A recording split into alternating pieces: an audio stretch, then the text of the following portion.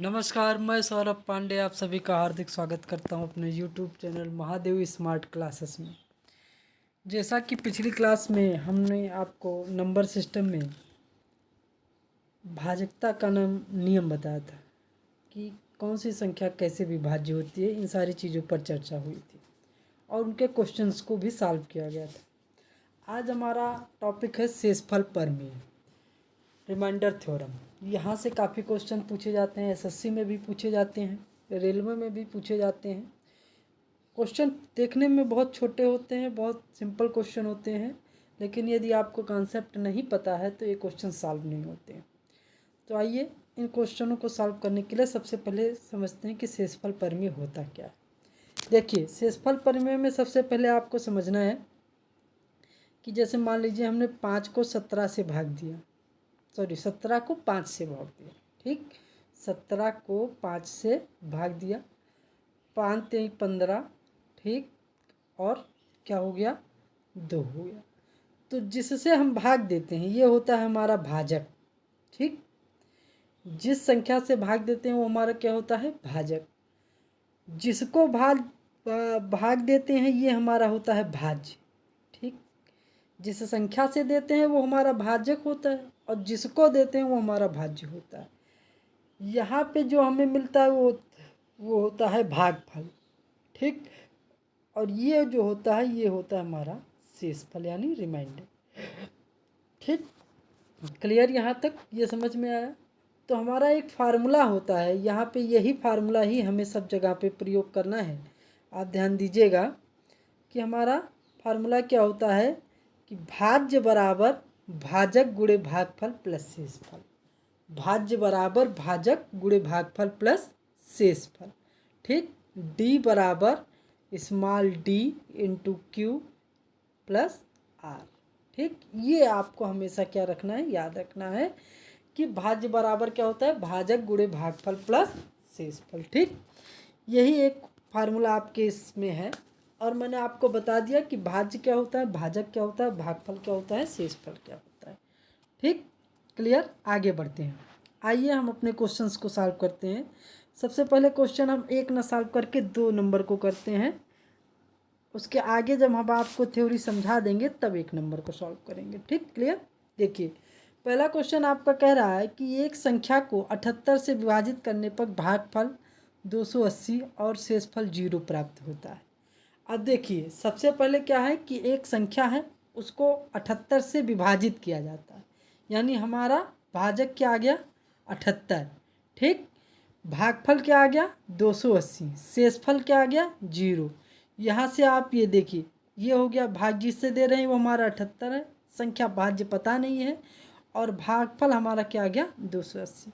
अब हमने फिर वही फार्मूला गया, भाज्य बराबर भाजक, भाजक गुणे भागफल प्लस शेषफल। भाजक हमारा 78, ठीक, गुणे 280 भागफल प्लस 0 हमारा शेषफल। तो हमें यहाँ से क्या मिला, संख्या हमारी कितना मिली, अगर हम बात करें तो 70, हमारी जो संख्या मिली वो मिली 78 इंटू 280, ठीक।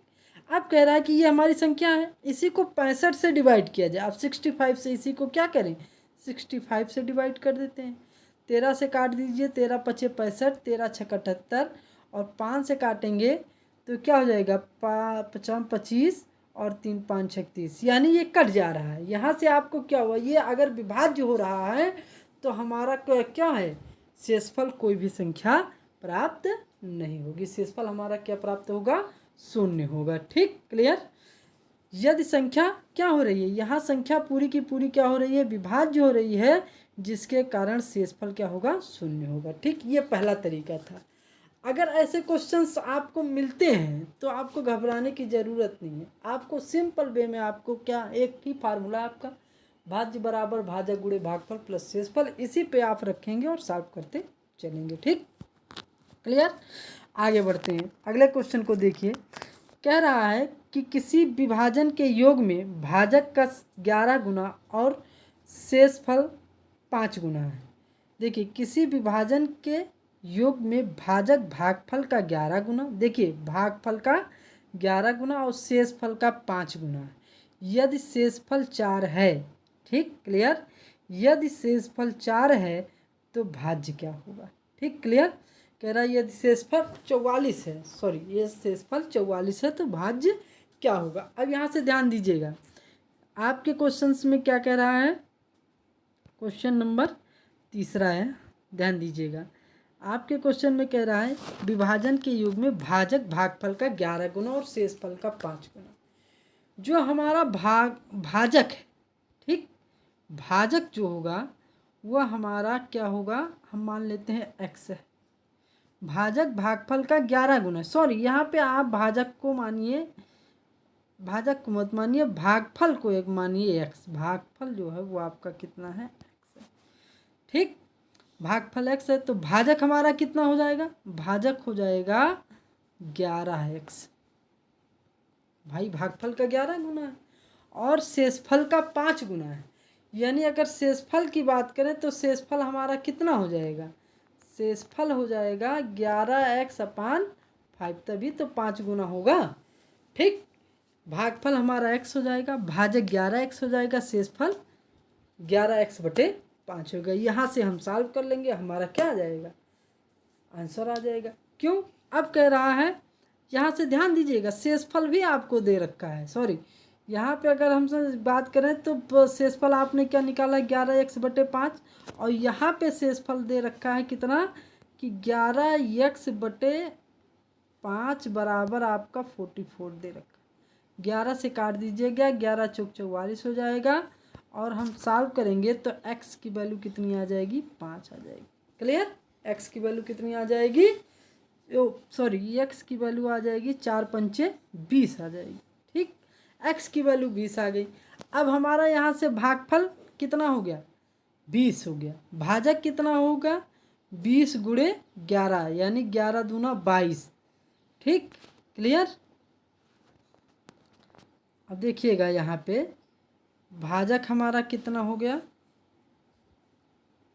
11 दूना 2200 हो गया, ठीक, और भाजक कितना हो गया 20 हो गया, ठीक, 220, सॉरी ये 220 होगा, 1 0 कम हो जाए, ठीक। अब देखिए जब सॉल्व करेंगे तो भाज्य बराबर भाजक गुणे भागफल प्लस शेषफल, यहाँ से सॉल्व करेंगे तो कितना आ जाएगा भाई, 220 × 22 और प्लस 44, इसी को सॉल्व करेंगे तो आपका आ जाएगा 4444 और यही हमारा क्या हो जाएगा, राइट आंसर हो जाएगा, क्लियर। आपको हमेशा यही याद रखना है कि भाज्य बराबर भाजक गुणे भागफल प्लस शेषफल, ठीक, क्लियर। आगे बढ़ते हैं। अब देखिए यहाँ से एक टॉपिक को आप समझिएगा, इसके बाद पहले क्वेश्चन नंबर 1 को लगाएंगे, पहले इसको ध्यान दीजिएगा। सबसे पहले मान लीजिए आप, मैंने एक संख्या ली है, कोई भी संख्या ली है जिसको 15 से भाग देने पर 11 शेषफल बचता है। मान लीजिए कोई एक संख्या है जिसको 15 से भाग देने पर शेषफल कितना बचता है, 11 बचता है, ठीक। अब देखिए इसकी 2 कंडीशन होगी। अब मान लीजिए संख्या n की जगह पर हम 1 रखते हैं, अगर हम देखिए कह रहा है कि n की जगह पर नहीं, भागफल की जगह पर हम 1 रखते हैं, भागफल अगर हम 1 रखते हैं तो कह रहा है कि संख्या को भाग देते हैं तो हमारा शेषफल 11 हो जाता है, यानी हमारी संख्या कितनी हो जाएगी, 15 × 1 + 11, ठीक, सॉल्व करेंगे तो कितना आ जाएगा, 26 आ जाएगा, ठीक, क्लियर। यहाँ समझ में, अगर हम पहली कंडीशन क्या हुई, मैंने कहा कि किसी संख्या को 15 से भाग देने पर शेषफल कितना आता है, 11 आता है। मैंने यहाँ पे क्या माना कि मान लीजिए जो भागफल है वो आपका 1 है, तो भागफल 1 करने पर आपकी संख्या कितनी प्राप्त हुई, 26। अब देखिए यहीं पे आपको समझना है कि जब हम 26 को 15 से भाग देंगे तो शेषफल क्या आएगा, 11 आएगा। इस 26 को हम 3 से भाग करेंगे, शेषफल कितना आएगा, 2 आएगा। 26 को 5 से भाग करेंगे, शेषफल कितना आएगा, 1 आएगा, ठीक, क्लियर। लेकिन 26 को 7 से भाग करेंगे, शेषफल कितना आएगा, 5 आएगा, ठीक। ये कंडीशन कब है कि जब हमने भाज्य जो भागफल है उसको 1 माना है, ठीक। अब हम भागफल 2 मानते हैं, ठीक। जब भागफल 2 मानेंगे तो यहाँ पे आपको समझने की ज़रूरत है कि क्या निकलेगा। ध्यान दीजिएगा, 15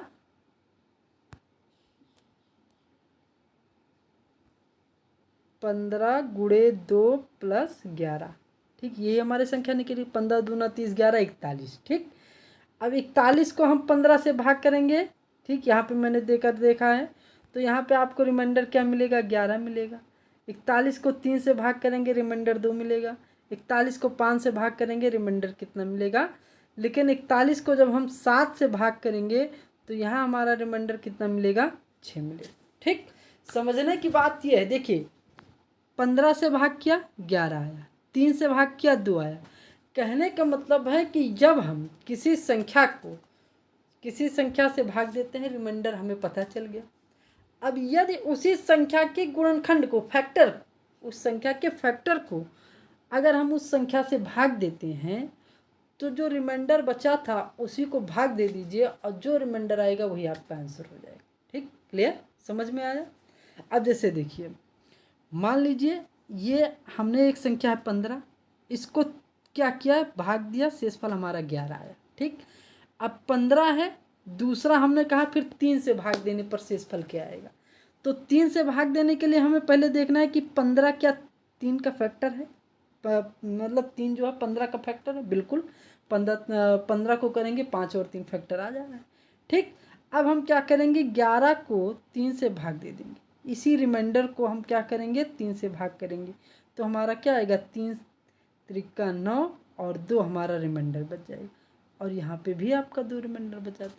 क्या समझ में आया कि यदि किसी संख्या को हम किसी संख्या से भाग देते हैं और रिमाइंडर आता है, फिर हम उस संख्या को उस संख्या के गुणनखंड से भाग देते हैं, तो हमें क्या करना है कि जो पहले रिमाइंडर आया था उसी रिमाइंडर को उसी संख्या से भाग दे देना है, जो हमारा रिमाइंडर आएगा वही आंसर हो जाएगा।